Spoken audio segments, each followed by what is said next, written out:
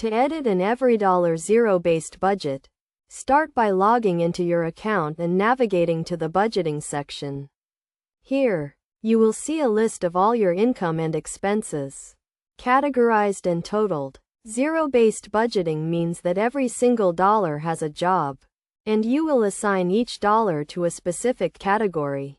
Begin by reviewing your income, which is the foundation of your budget.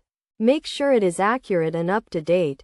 Next, move on to your expenses, which are divided into needs, wants, and debt repayment. Needs include essential expenses like rent, utilities, and groceries.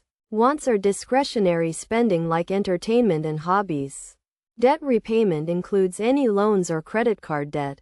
To edit your budget, click on the category you want to adjust. For example, if you want to increase your grocery budget, click on the grocery category and enter the new amount. You can also add new categories or delete existing ones as needed. A key concept in zero-based budgeting is assigning every dollar to a job. This means that if you have $1,000 in income, you should have $1,000 allocated to various categories. If you have any leftover balance, you can assign it to a savings or debt repayment category.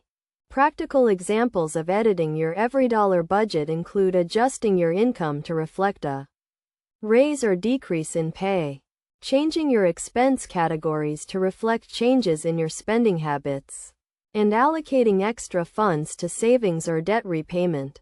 Best practices for editing your EveryDollar budget include regularly reviewing and updating your budget to reflect changes in your income and expenses. Using the 503020 rule as a guideline for allocating your income. And prioritizing needs over wants.